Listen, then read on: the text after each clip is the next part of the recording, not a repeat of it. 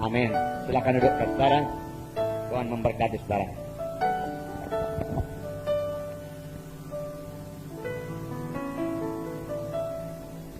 Masih dalam nama Yesus, pada hari Rabu yang lewat, saudaraku, saya mengajar di Surat Alkitab Rema, di mana saya mengajarkan bagaimana membangun gereja seturut dengan kitab Kisah Rasul.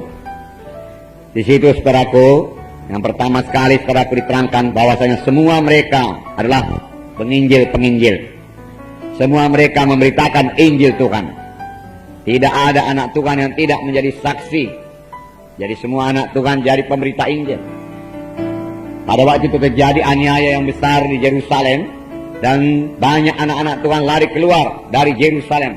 Tetapi rasul-rasul tetap tinggal di Yerusalem. Dan mereka pergi ke beberapa kota-kota di sekitar Yerusalem, termasuk Samaria. Dan mereka mengabarkan Injil di sana. Dan kuasa Tuhan menyertai mereka, sehingga banyak orang-orang diselamatkan. Saudaraku, tapi satu perkara lagi perlu kita perhatikan, bahwasanya anak-anak Tuhan dalam sidang pertama bukan hanya menyaksikan memberitakan Injil, tetapi hidup mereka sendiri menyaksikan Injil Tuhan. Hidup mereka seturut dengan firman Tuhan. Hidup mereka tidak menjadi sandungan, saudaraku. Mereka hidup dalam kebenaran Tuhan, kesucian Tuhan. Jadi saudaraku, jiwa-jiwa melihat hidup mereka yang lain daripada orang dunia ini. Dan itu membawa berkat yang besar, membuat jiwa-jiwa percaya akan apa yang mereka katakan, saudaraku. Karena hidup mereka menjadi contoh. Saudara, ini perlu bagi kita supaya semua kita segera bertumbuh dalam kedewasaan rohani kita. Sidang pertama dalam pelayanannya, saudaraku, diteguhkan dengan karunia-karunia Roh Kudus. Misalnya Filipus saja pergi ke Samaria, dia memberitakan di sana tentang Mesias, dan Tuhan meneguhkan firman dengan kuasa yang menyertainya, sehingga orang lumpuh berjalan, saudaraku, orang timpang lompat-lompat, saudaraku, orang buta melihat, dan lain sebagainya. Lalu sangatlah besar sukacita di dalam kota itu. Puji Tuhan. Itu adalah karunia-karunia Roh Kudus. Tetapi, saudaraku, karunia-karunia Roh Kudus dan buah Roh Kudus perlu seimbang. Pada sidang pertama, mereka memiliki keduanya. Mereka memiliki karunia-karunia Roh Kudus, mereka memiliki tanda ajaib, tanda mujizat. Mereka juga memiliki satu hidup kekristenan yang sudah dewasa. Kekristenan yang memiliki buah Roh Kudus, saudaraku. Kasih, sukacita, panjang sabar, penguasaan diri, dan lain sebagainya. Dan ini, saudaraku, mempermuliakan Tuhan. Saudaraku yang kekasih dalam nama Yesus, demikian juga kita semua perlu bertumbuh, bertambah-tambah dewasa. Untuk itu, saudaraku, Roh Kudus sudah diberikan Tuhan untuk menolong kita. Biarlah, berikanlah Roh Kudus bekerja sepenuhnya dalam hidup kita ini, saudaraku. Roh Kudus akan bicara kepada kita. Apa yang harus kita perbuat? Biarlah kita mematuhinya, saudaraku, dengan menyangkal diri. Pada hari Minggu, saudaraku, firman Tuhan berkata, barang siapa yang mau mengikut aku, ia harus mengangkat salibnya, menyangkal dirinya. Saya katakan waktu itu, saudaraku, salib itu satu kayu yang bersilangan. Jadi di mana kehendak kita bersilangan dengan kehendak Tuhan, disitulah kita perlu menyangkal diri kita. Dengan berkata tidak kepada kehendak kita, dan kita berkata ya kepada kehendak Tuhan. Itulah artinya, saudaraku, menyangkal diri memikul salib. Di mana kehendak kita tidak sejalan dengan kehendak Tuhan, apalagi bertentangan dengan kehendak Tuhan, marilah kita sangkal diri kita, saudaraku. Dan kita laksanakan kehendak Tuhan. Dengan demikian kita menyangkal diri, kita memikul salib. Memikul salib. Misalnya, saudaraku, seorang anak Tuhan menyakiti hati kita, saudaraku. Sudah pantas kita marah dan mau membalas dendam. Tapi Roh Kudus bicara kepada kita, anakku, jangan, anakku. Kembangkanlah buah Roh Kudus dalam engkau, anakku. Lalu kita menyangkal diri kita. Kita tidak marah, tidak membenci, tidak membalas dendam, saudaraku. Dan kita mengasihi dia dan mendoakan dia, saudara. Dan tetap, saudaraku, bergaul baik dengan dia. Dalam hal itu, saudaraku, buah roh, saudaraku, mulai tumbuh dalam kita, saudaraku. Kita bertambah-tambah kuat dalam Tuhan, saudaraku. Nah, saudara, memang, saudaraku, kekuatan rohani perlu kita miliki. Tiap anak-anak Tuhan harus bertumbuh, saudaraku, bertambah-tambah dewasa. Dan orang yang bertambah-tambah dewasa, biasa dia bertambah-tambah kuat juga. Amin, saudaraku. Bertambah-tambah kuat. Demikian kekuatan rohani kita bertambah-tambah. Minggu yang lalu, saudara, kita bacakan firman Tuhan dalam Roma 15, di mana dikatakan kita yang kuat wajib menanggung yang lemah. Roma 15 ayat 1. Kita yang kuat wajib menanggung kelemahan orang yang tidak kuat, dan jangan kita mencari kesenangan kita sendiri. Jadi firman Tuhan berkata, dalam satu sidang Tuhan ada yang kuat, ada yang tidak kuat. Ya. Jadi Tuhan membedakan. Dan firman Tuhan berkata, yang kuat ini harus menanggung yang lemah atau yang tidak kuat. Ya. Yang lemah ini, saudaraku, banyak kali berjalan dalam kehendak daging. Dia tidak berjalan dalam roh. Dan bisa saja dia menyakiti anak Tuhan yang lain. Tetapi anak Tuhan yang lain yang kuat itu segera memaafkannya. Dan kalau boleh, saudaraku, menasehatinya dengan kasih. Itulah yang dimaksud dengan ayat ini, di mana yang kuat menanggung yang lemah. Dan itu perlu, saudaraku, bagi yang lemah, saudaraku, supaya dia juga bertambah mengerti jalan Tuhan. Dan perlu bagi yang kuat, supaya dia bertambah-tambah kuat. Dan buah roh bertambah-tambah dalam dirinya. Betul, saudaraku? Ya, puji Tuhan, saudaraku. Sekali lagi di sini dikatakan dalam 1 Tesalonika 5 ayat 14, belalah orang yang lemah, dikatakan. 1 Tesalonika 5 ayat 14. Saya membacakan kepada saudara. Kami juga menasehati kamu, saudara-saudara, tegurlah mereka yang hidup dengan tidak tertib, hiburlah mereka yang tawar hati, belalah mereka yang lemah, sabarlah terhadap semua orang. Ada beberapa di sini dikatakan, saudaraku, melayani tugas anak-anak Tuhan yang kuat, ya, kuat rohaninya. Tegurlah mereka yang hidup dengan tidak tertib, hiburlah mereka yang tawar hati, belalah mereka yang lemah, sabarlah terhadap semua orang. Sabar terhadap semua orang, belalah yang lemah, membela yang lemah. Nah, sekarang apakah yang dimaksud Tuhan, saudaraku, dengan kuat rohaninya dan lemah rohaninya, saudaraku? Tentunya yang dimaksud bukanlah kekuatan fisik, bukanlah kekuatan badani. Saudara, Simpson kuat badaninya tetapi lemah rohaninya. Demikian juga, saudaraku, misalnya seorang atlet, ya, atlet angkat besi, misalnya dia sanggup mengangkat 100 kilo, saudaraku. Ya, belum tentu dia lebih kuat rohaninya daripada orang yang hanya sanggup mengangkat 10 kilo, saudaraku. Karena kekuatan rohani tidak diukur daripada tenaga fisiknya, saudaraku. Kalau seorang yang tenaganya besar, saudara, tenaga fisiknya besar, tetapi tidak bisa menguasai dirinya, saudara, tidak bisa mengalahkan hawa nafsunya, saudara, dia bukanlah orang yang kuat rohaninya. Bahkan sebaliknya, dia orang yang lemah rohaninya, saudara. Seperti Simpson lah, saudara. Luar biasa kekuatan fisiknya, kekuatan jasmaninya, saudara. Tetapi dia sama sekali tidak bisa mengalahkan hawa nafsunya. Dia jatuh dalam bidang moral, saudara. Saudara, dia bukan orang yang kuat rohaninya. Marilah kita menjadi orang yang kuat rohaninya. Amin, saudaraku. Ya, tentunya, seperti saya katakan tadi, orang yang kuat rohaninya adalah orang yang sudah dewasa juga rohaninya. Contoh seorang yang kuat rohaninya, mari kita melihat Yusuf, Perjanjian Lama, Kejadian 39 ayat 2 sampai 6. Saya tidak membaca, saudaraku, seluruhnya, saudaraku. Mari kita baca ayat 2 sampai 6. Kejadian 39 ayat 2 sampai 6. Mari kita baca bersama-sama. Tetapi Tuhan, sudah dapat semua? Kejadian pasal 39 ayat 2 sampai 6. Mari kita baca bersama-sama. Tetapi Tuhan menyertai Yusuf sehingga ia menjadi seorang yang selalu berhasil dalam pekerjaannya. Maka tinggallah ia di rumah tuannya orang Mesir itu.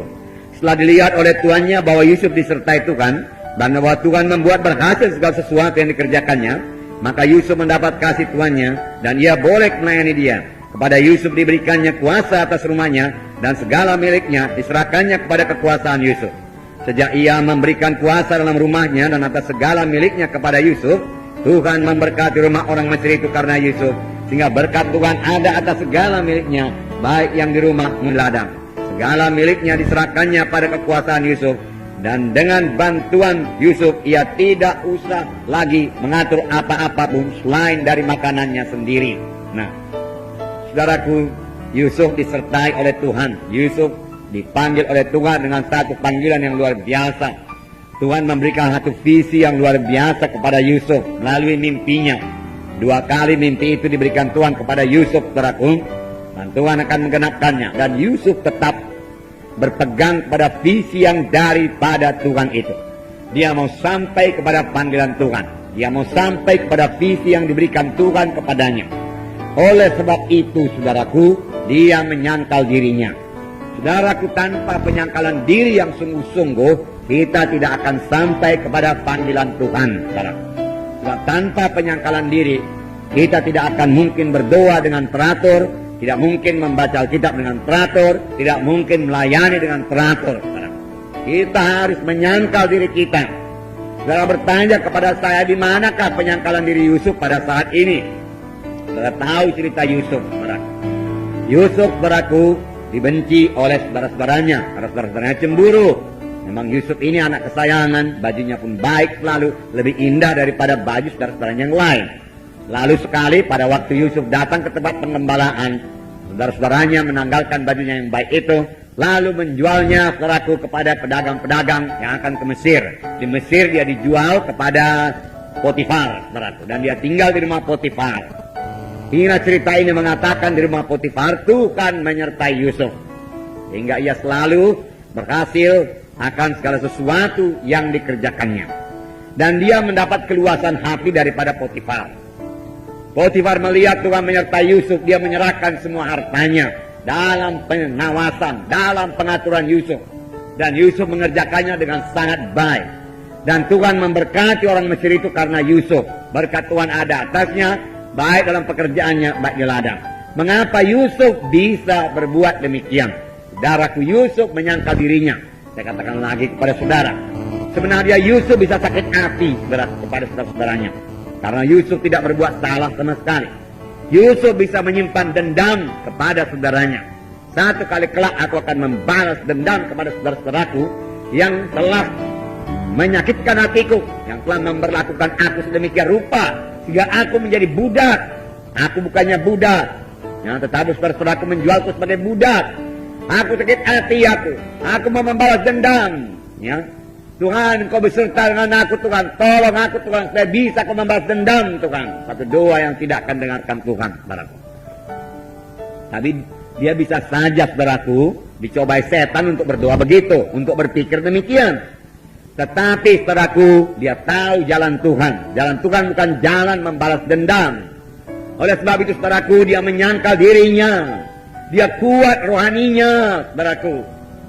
Dia tidak pikirkan, saudaraku, untuk membalas dendam kepada saudaranya. Dia tidak ada waktu untuk menjadi sakit hati. Dia bekerja sebaik-baiknya di rumah Potifar itu, saudaraku, sehingga pekerjaannya diberkati Tuhan, saudaraku. Seseorang yang bekerja dengan dendam, bekerja dengan kemarahan, saudaraku, bekerja dengan sakit hati, saudaraku, tidak akan bisa diurapi roh Tuhan. Demikian dalam pelayanan ini, saudaraku. Masih ada sakit hati perlu diselesaikan semuanya, saudaraku. Masih ada dendam, amarah, saudaraku, selesaikan dulu. Dan saudara bisa diurapi Tuhan dalam pelayanan. Amin, saudara. Haleluya. Nah, inilah yang terjadi kepada Yusuf. Saudaraku, kemudian Yusuf, saudaraku, juga menyangkal dirinya. Ya tidak mau, saudaraku, jatuh kepada hawa nafsunya.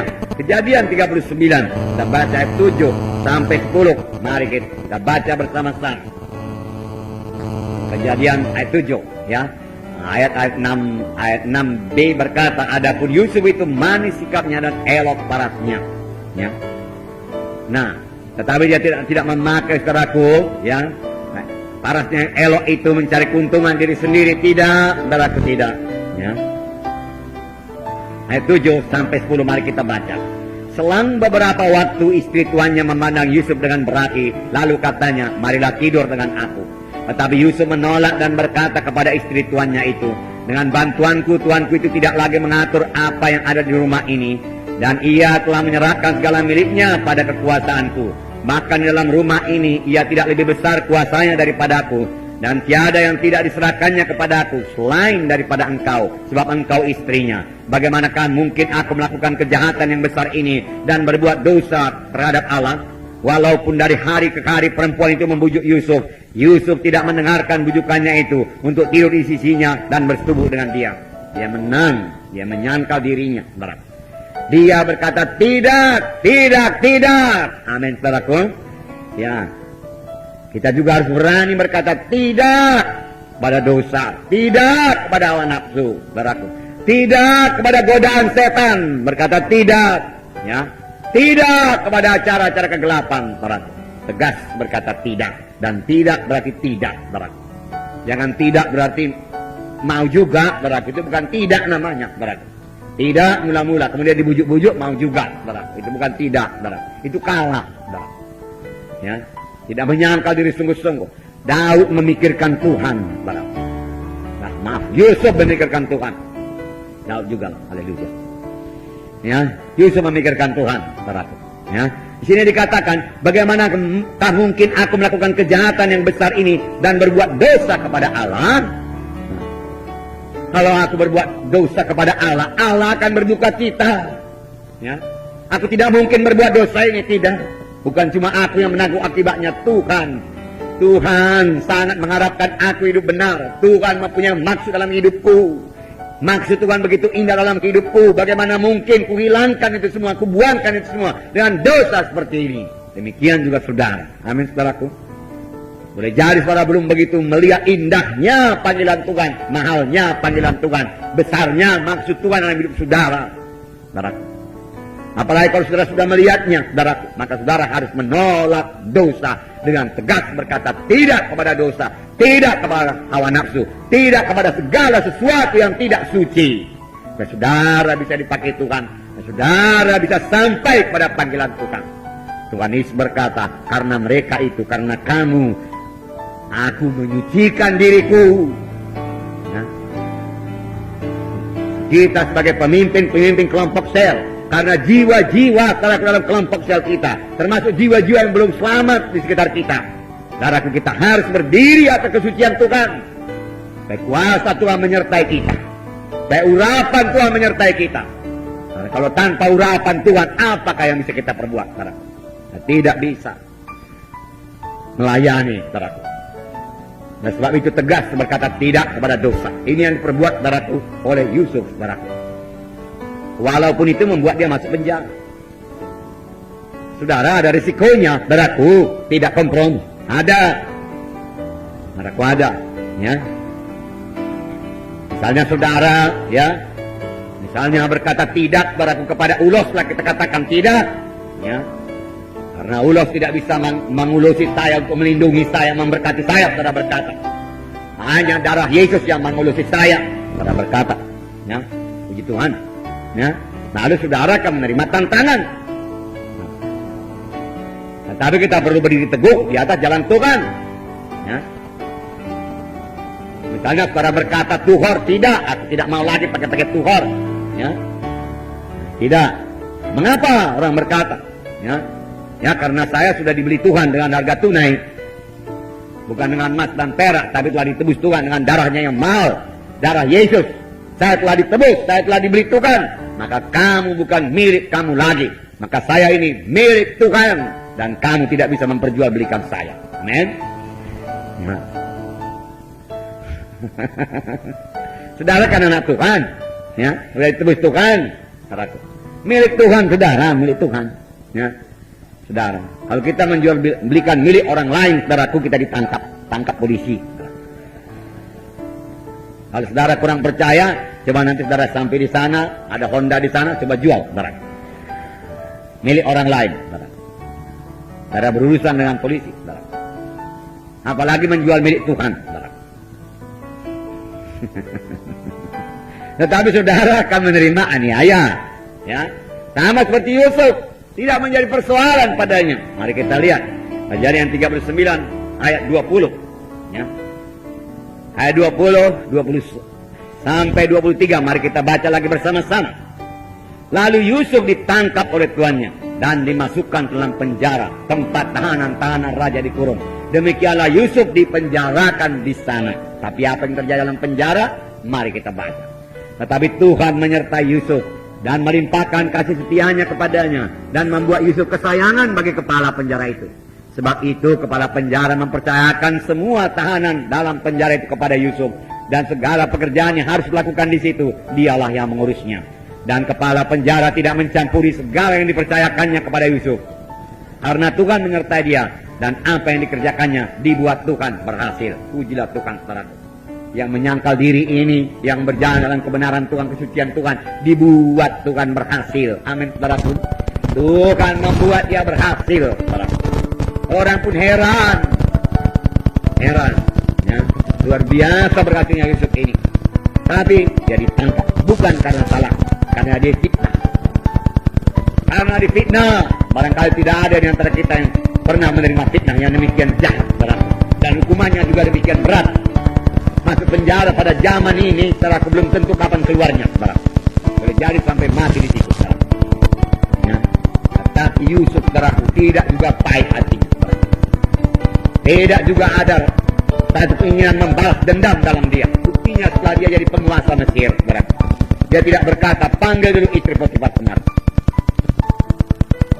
Dia sudah berkuasa di seluruh Mesir. Dan dia tidak berbuat demikian, saudaraku. Dan dia lama berada dalam penjara, 13 tahun dalam penjara. Panjang sabar dia. Dan Tuhan menyertai dia. Ini yang penting, saudara.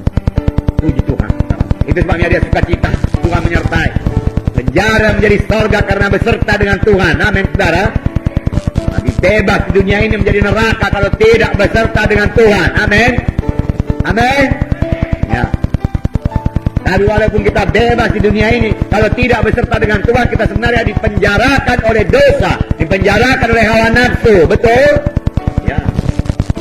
Tapi di penjara dunia ini pun kita, kalau kita beserta dengan Tuhan, kita bebas bersukacita, bersekutu dengan Tuhan, dan bebas menerima kuasa Tuhan dalam hidup kita. Itulah yang terjadi kepada Yusuf. Nah, dia kuat dalam Tuhan, kuat rohaninya, kuat. Orang berkata bodoh kau, dia kata. Ya. Dia tetap sukacita. Dia tetap teguh, kuat dalam keadaan-keadaan yang sukar. Kalau dalam keadaan-keadaan berkat Tuhan, semua orang boleh memuji Tuhan. Haleluya Tuhan, puji Tuhan, Tuhan baik, dan lain sebagainya. Sembah kau Tuhan, sembah kau Tuhan. Betapa baiknya kau Tuhan. Haleluya. Kasihmu tiada berkesudahan, dan lain sebagainya. Karena dia diberkati Tuhan, saudara. Betul. Harus pun berbuat demikian, saudaraku. Tapi waktu keadaan-keadaan sukar juga, saudaraku, jangan hilang sukacita. Amin, saudara. Jangan hilang nyanyian, pujian kepada Tuhan, saudaraku. Lihat saja Paulus dan Silas dalam penjara, sudah dicambuk, luka-luka, tetapi dia menyanyi buat Tuhan. Tuhan berkenan, saudaraku. Tuhan bertata dari puji-pujian anak-anakmu. Bersukacitalah kamu dalam Tuhan, maka Tuhan akan mengaruniakan kepadamu kehendak hatimu. Nah, Yusuf tetap berjalan dalam kebenaran, tetap bersekutu dengan Tuhan. Berarti tidak ada kepahitan, tidak ada maksud untuk membalas dendam atau marah. Berarti tidak, berarti. Dan Tuhan menyertai Yusuf sehingga dia menjadi anak kesayangan dari penghulu penjara itu. Semua diberikan kepadanya. Saya yakin dia tidak kurang makan, dia yang mengatur makanan. Orang-orang penjara, berarti. Dia mengatur semua pakaiannya, pekerjaannya, semua dia mengatur semua. Dia beroleh hikmat daripada Tuhan, saudara. Saudara, kalau persekutuan kita indah dengan Tuhan, kita akan beroleh hikmat daripada Tuhan. Kalau pikiran kita untuk mengasihi jiwa-jiwa, kalau pikiran saudara untuk mengasihi jiwa-jiwa dalam kelompok saudara, maka Tuhan akan berikan hikmat pada saudara. Bagaimana memenangkan jiwa-jiwa, bagaimana melayani jiwa-jiwa dalam kelompok saudara. Tapi dimulai dengan mengasihi. Nah, saudara. Kemudian tingkatnya, saudaraku, Yusuf menjadi penguasa Mesir. Kejadian 41 ayat 38. Kejadian 41 ayat 38 sampai 40. Mari kita baca bersama-sama. Kejadian 41 ayat 38 mulai sampai 40. Mari kita baca. Lalu berkatalah Firaun kepada para pegawainya, mungkinkah kita mendapat seorang seperti ini, seorang yang penuh dengan roh Allah? Kata Firaun kepada Yusuf, oleh karena Allah telah memberitahukan semuanya ini kepadamu, tidaklah ada orang yang demikian berakal budi dan bijaksana seperti engkau. Engkaulah menjadi kuasa atas istanaku, dan kepada perintahmu seluruh rakyatku akan taat. Hanya tata inilah kelebihanku daripadamu. Dan seterusnya. Oke, yang bersatu. Selanjutnya Firaun berkata kepada Yusuf, dengan ini aku melantik engkau menjadi kuasa atas seluruh tanah Mesir.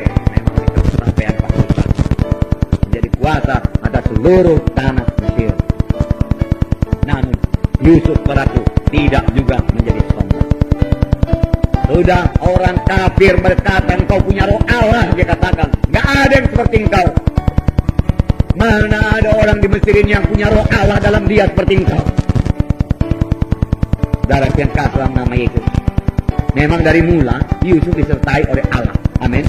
Roh Allah dalam dia. Tapi lihat pelayanannya, mengaturkan segala sesuatu. Dimulai daripada satu rumah tangga dulu, terakhir rumah tangga Potifar yang kecil. Yang barangkali saudaraku dia hanya mengatur makan untuk 10 orang. Ya. Perbelanjaan untuk 10 orang dari rumah Potifar itu dia atur sebaik-baiknya. Sampai dia mengerti bagaimana mengaturkan rumah tangga dengan sebaik-baiknya, saudaraku. Kemudian saudaraku lebih besar lagi, dalam satu penjara. Boleh jadi ratusan orang diatur di situ, saudaraku. Semua diserahkan kepada Yusuf. Dan Yusuf beroleh hikmat daripada Tuhan, disertai Tuhan, saudaraku. Roh Tuhan adalah roh hikmat yang memberikan kita hikmat. Diaturkan sebaik-baiknya. Saudara, sampai saatnya dia mengerti. Dan Tuhan mengirimkan juga pada kedua orang pegawai raja ke dalam penjara itu, yaitu juru makanan raja dan juru minuman raja, supaya Yusuf lebih mengetahui lagi keadaan kerajaan Mesir. Dan kemudian Tuhan berikan kepada dia pelayanan yang sangat besar untuk mengaturkan seluruh tanah Mesir. Dan bukan hal yang sulit bagi Yusuf, terutama karena dia penuh dengan Roh Kudus. Dan kedua, dia sudah berlatih untuk melayani di dalam perkara yang kecil, lalu Tuhan berikan pada yang perkara yang besar. Nah, sabarlah dalam melayani dalam kelompok yang kecil. Laksanakan sebaik-baiknya dalam kelompok yang kecil. Dengan hikmat yang daripada Tuhan pada melayani KKS saudara, sehingga KKS saudara bertumbuh dengan pesat dan berbelah, saudaraku. Dalam mengasihi jiwa-jiwa dalam KKS saudara, mengasihi anak-anak Tuhan, berkenal semua. Saya yakin, saudaraku, Yusuf mengenal semua, saudaraku. Orang-orang dari rumah Potifar, dia kenal itu satu persatu. Dia tahu apa kekurangannya, dia tahu apa kelemahannya, dia tahu menasihatinya, dia tahu apa keperluannya, dia tahu semua, saudaraku. Dia mengerti semua. Dia tahu berapa uang perlu dikeluarkan, berapa uang perlu disimpan masuk kas, dan dia jujur, dia tidak mengkorupsi, saudaraku. Kemudian, saudaraku, dia sanggup melayani, saudaraku, pelayanan yang lebih besar lagi dalam satu penjara, di mana orangnya lebih banyak lagi. Mengatur makanannya semua, lengkap semua, beres semua, saudaraku. Kemudian dia sanggup mengatur satu kerajaan, ditambah dengan satu istana. Jadilah kita domba, amin, saudara. Domba. Ya, sama seperti anak domba Allah. Saudaraku, dia tidak membalas. Sampai dia ke salib, saudaraku, dicambuk tidak membalas, saudaraku. Dipaku tangannya tidak membalas. Tetapi Allah Bapa memberikan balasannya luar biasa.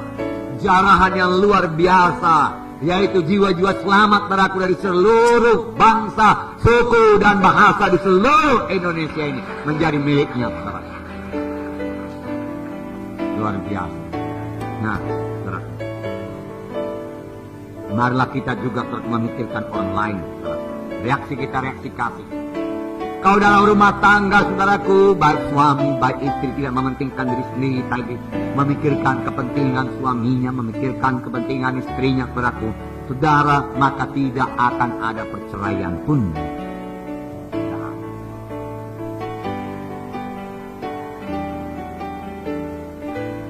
Itulah dia, saudaraku, pokok pangkalnya, akarnya, saudaraku. Nah, dari mementingkan diri sendiri, tidak mempedulikan yang lain. Dalam KKS, saudara, kalau anak-anak Tuhan tidak mementingkan diri sendiri, saudaraku, saudara, maka KKS itu akan bersatu, bersekati, dan kuasa Tuhan akan turun di situ, saudaraku. Amin. Nah, sukacita. Buah roh yang kedua, sukacita. Baik di rumah Potifar, baik dalam penjara, Yusuf tetap bersukacita. Buku Nehemia berkata, "The joy of the Lord is my strength." Sukacita Tuhan adalah kuatku. Dan itu jadi, saudaraku, pada Yusuf. Biarlah jadi juga bagi kita semua. Amin, saudaraku. Penuh dengan sukacita. Bersukacitalah kamu dalam Tuhan, maka Tuhan akan mengaruniakan kepadamu kehendak hatimu, keinginan hatimu. Tuhan sangat suka kalau kita bersuka cita. Tuhan sangat tidak suka kalau kita bersungut-sungut. Salah satu sebabnya bangsa Israel telah tidak masuk tanah Kanaan karena bersungut-sungut. Sudah pun dibawa kabar tentang negeri tanah Kanaan yang berlimpah-limpah susu dan madu dan hasil ladang yang luar biasa baiknya. Tetapi dikatakan di sana Bani Enak tinggal di sana, bangsa-bangsa yang kuat dan besar, mereka bersungut-sungut. Hanya 2 orang yang tidak bersungut-sungut dan 2 orang ini yang masuk di tanah Kanaan. Bersukacita, bersukacita. Saya percaya saudaraku, baik Kaleb, baik Joshua juga saudaraku, saudara tidak menyimpan kemarahan. Mereka ikut 40 tahun keliling-keliling pada belantara dengan orang yang tidak beriman, yang menolak masuk tanah Kanaan. Bisa-bisa saja saudara Kaleb berkata, jauhlah daripada engkau orang tidak beriman. Sudahnya aku bilang dulu masuk tanah Kanaan, karena kau bilang tidak bisa. Inilah sebabnya kita ini putar-putar 40 tahun pada belantara. Matilah kau di sini. Segala macam bisa dikatakan. Nah, tapi dia tidak berkata demikian. Dia tabah terus, bersuka cita terus, saudara. Sampai akhirnya Kaleb mendapat Hebron. Umurku 85 tahun.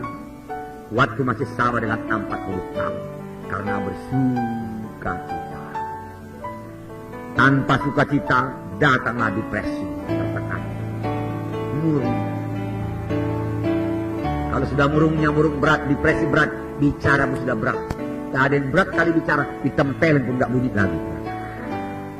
Aduk dia pun tak ada lagi. Saudara pernah jumpa orang demikian? Tempel, dia tidak ada sukacita lagi. Tetapi saudaraku, Kaleb bersukacita, sukacita Tuhan kuatku, dia kata kekuatan, kesehatan. Kalau sukacita senantiasa, penyakit mah pun tidak bisa dapat. Dokter berkata, walaupun firman Tuhan tidak berkata.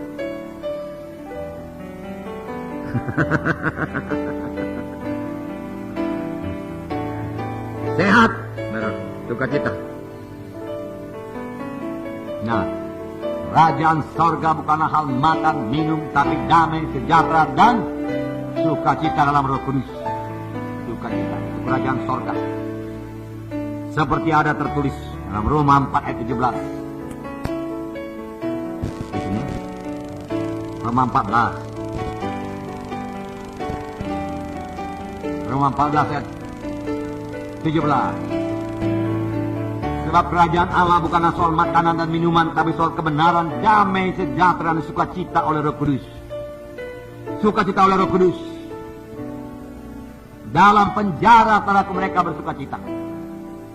Saudara Kristen-Kristen pertama dirampok saudaraku, barang-barangnya dijarah, dia bersukacita. Ibrani 10 ayat 34. Jadi sukacita kita juga tidak bergantung pada harta dunia ini. Ibrani 10 ayat 34. Saya membacakan pada saudara. Memang kamu telah turut mengambil bagian dalam penderitaan orang hukuman. Dan ketika harta kamu dirampas, kamu menerima hal itu dengan sukacita. Sebab kamu tahu bahwa kamu memiliki harta yang lebih baik dan lebih menetap sifatnya. Tentu saja di sorga. Mereka menerima aniaya. Harta yang dirampas. Dan firman Tuhan berkata mereka tetap bersukacita. Karena kamu tahu hartamu yang kekal bukan di dunia ini, tapi di sorga. Amin. Haleluya. Dan Habakuk lebih hebat lagi. Hilang semua, walaupun pohon ara tidak berbuah. Pohon anggur mengecewakan. Pohon zaitun layu-layu.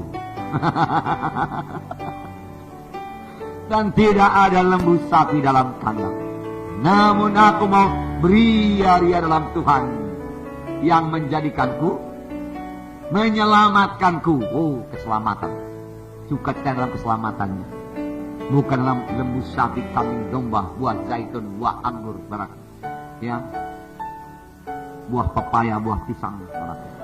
Bukan, saudaraku. Dalam ayam itik tidak, saudaraku. Walaupun tidak ada ayam dalam kandang, tidak ada itik dalam. Namun aku akan beria-ria dalam Tuhan yang menyelamatkanku.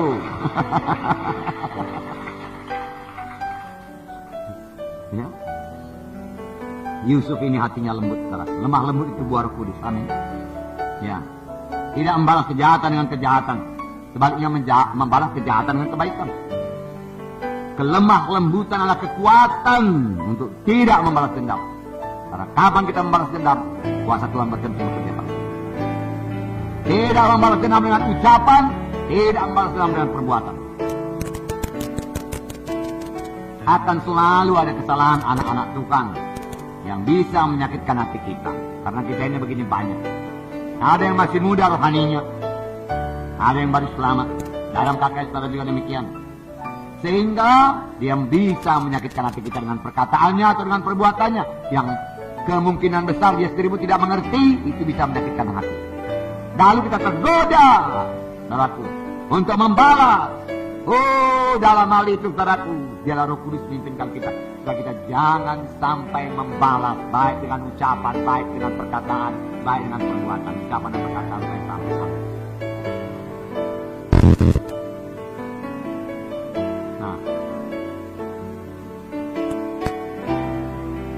bertumbuh dalam buah roh, lemah lembutan ini, saudaraku. Belajarlah kepada karena rendah hati dan lembut hati, maka engkau akan mendapat ketenangan, kedamaian bagi jiwamu. Rupanya lemah lembut ini membawa damai yang sangat dicari oleh orang dunia ini. Tetapi dia mencarinya dengan memakai kuasanya, dengan memakai pengaruhnya, dengan memakai hartanya, dengan membesarkan diri. Oh, bertambah jauh damai sejahtera. Tapi kalau saudara lemah lembut, mengasihi, saudara mengampuni, damai sejahtera sentosa daripada Tuhan memenuhkan hati saudara. Amin, saudara. Haleluya. Terbiasa firman Tuhan. Terbiasa firman Tuhan. Belajarlah kepada para rendah hati, maka engkau akan mendapat sentosa bagi Tuhan. Saudaraku, satu lagi, saudaraku. Kita melihat Yusuf dapat menguasai diri. Penguasaan diri adalah buah Roh Kudus. Nah, itu satu kekuatan. Jadi penguasaan diri satu kekuatan. Supaya kita menjadi kuat rohani. Untuk menolak hawa nafsu. Badan ini, tubuh ini punya keinginan-keinginannya sendiri. Keinginan-keinginan tubuh. Saudara, dari Tuhan itu. Jadi itu tidak salah. Kalau dipakai menurut jalan Tuhan. Amin. Pakai menurut jalan Tuhan.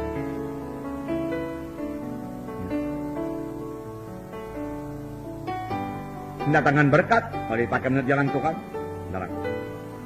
Tetapi kalau tidak terkontrol, saudaraku, menjadi jatuh kepada dosa. Dosa berlajak-lajak, saudaraku. Dosa mabuk-mabuk, saudaraku, untuk menyehatkan tubuh ini, saudaraku. Supaya tubuh ini merasa senang, saudaraku. Dosa jatuh kepada obat-obat bius itu, saudaraku. Supaya tubuh ini merasa enak, merasa lezat, saudaraku. Dosa perjinahan, saudaraku. Semua itu mendatangkan murka Tuhan. Dosa percabulan, penajisan, dan lain-lain. Jangan sampai saudara sebutkan. Jangan sampai saudaraku ada yang memikirkannya pun. Mohon kelepasan. Lepaskan pada hari ini, saudaraku.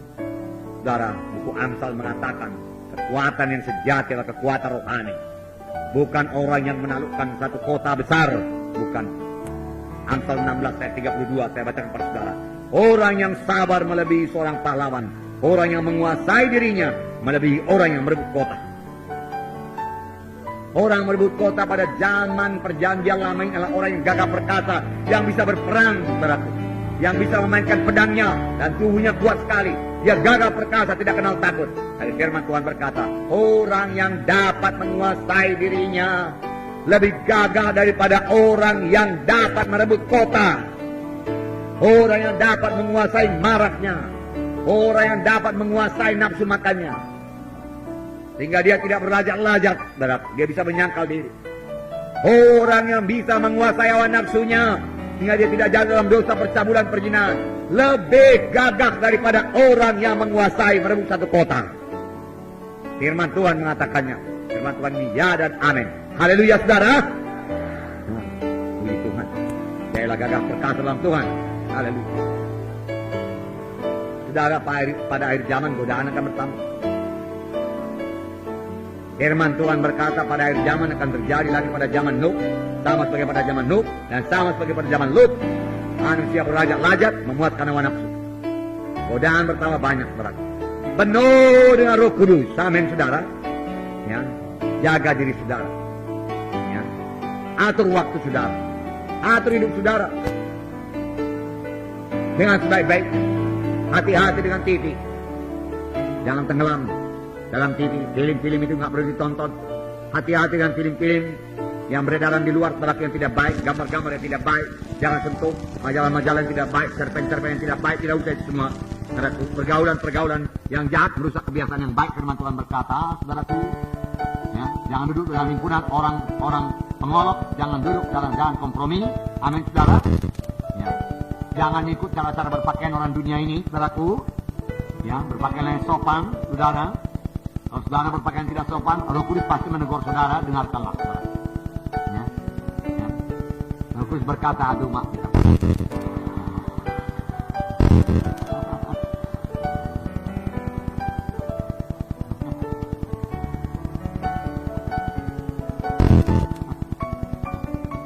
Ya, tutup mata ya, tutup mata.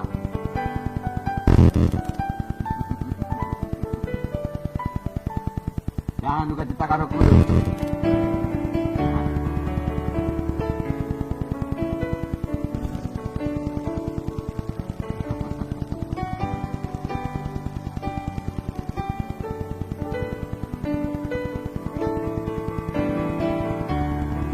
Ya, berapa kali saya menyingkir, saudara. Karena ada orang pakaian yang nggak senonoh di sana, saudara. Baru saya menyingkir, saya pikir.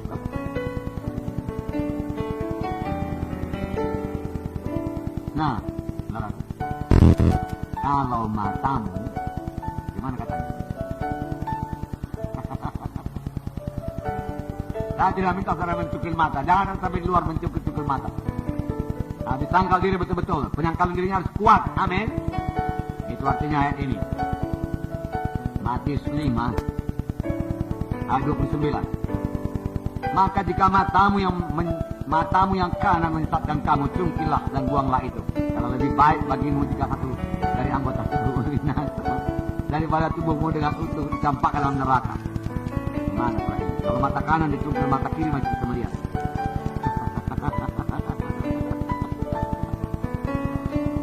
Tapi maksudnya saudaraku sangkal diri, amin. Itulah kuatnya penyangkalan diri. Saudaraku, saya minta Roh Kudus bekerja kepada saudara. Ya, saya minta saudara bersekutu dengan Roh Kudus.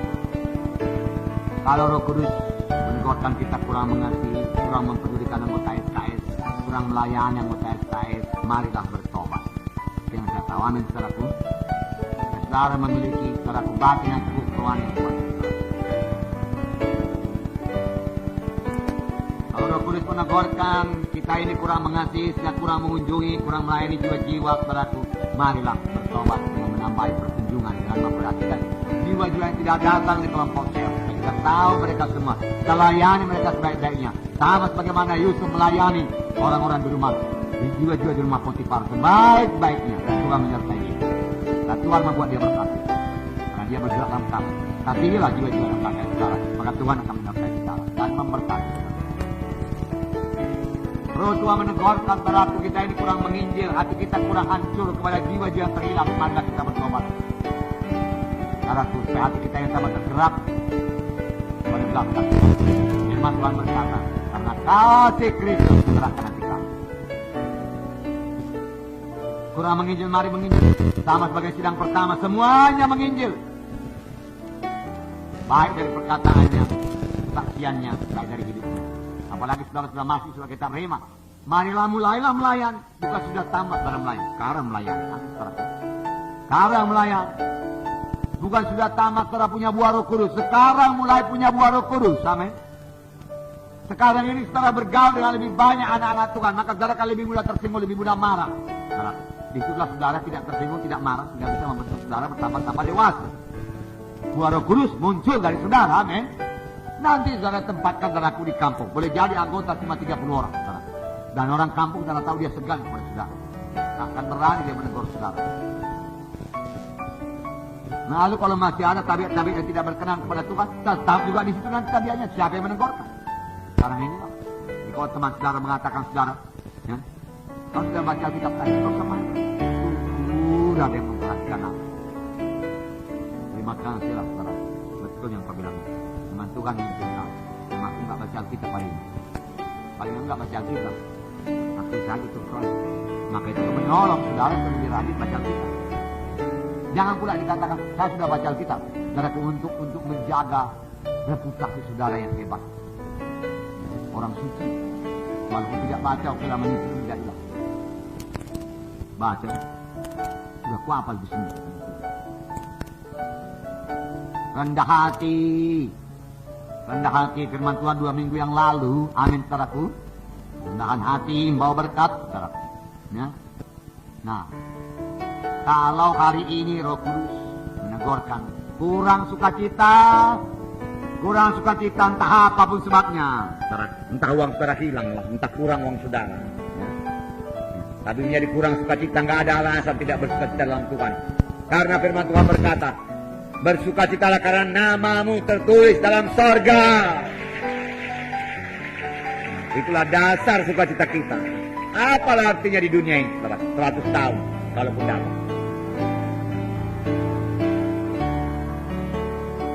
Di sorga, penduduk sorga. Tuhan minta kita bersukacita. Bersukacitalah kamu senantiasa. Sekali lagi katakan kepadamu, bersukacitalah kamu. Firman Tuhan berkata. Kurang bersukacita, lalu bertobat. Kurang lemah lembut, mari bertobat. Mengampuni. Jangan membalas kejahatan dengan kejahatan. Jangan pikirkan untuk membalas. Dan berkati anak-anak Tuhan dalam kakak saudara. Maka kakak saudara bertambah-tambah bersatu, bertambah-tambah dewasa. Saudara, kalau mereka, saudara juga memiliki hati yang lembut, nggak ada itu gosip-gosip itu, nggak ada, hilang. Doa yang ada, doa yang sungguh-sungguh. Lalu kuasai diri saudara, jangan jatuh pada pencobaan. Dosa-dosa kasar demikian, firman Tuhan berkata, menyebutnya pun malu. Menyebutnya pun malu. Saya jarang-jarang menyebutnya. Hanya beberapa minggu ini tempat saya sebutkan saudaraku. Saudara, untuk mendisiplin berapa orang. Sidang ini, saudara, tetap dalam pimpinan Rasul. Kalau masih ada dalam pikiran saudara hari ini, mohon darah menyucikan. Bertobat sungguh-sungguh, saudara. Bertobat, nggak ada jalan lain. Bertobat. Ampuni aku Tuhan. Walaupun belum kulakukan Tuhan, dalam pikiranku ada Tuhan. Jangan lama-lama di dalam Tuhan. Nanti kalau lama-lama di dalam, dia akan menguasai aku. Memang semua dari pikiran. Jangan biar. Pikirkan barang apa yang baik, yang suci, yang mulia. Pikirkan pekerjaan Tuhan, pikirkan pelayanan Tuhan. Pikirkan untuk menolong, pikirkan untuk berbuat baik. Pikirkan untuk menginjil. Pikirkan untuk berkorban. Amin, saudaraku. Haleluya. Silakan berdiri, Tuhan. Tuhan memberkati saudara. Haleluya.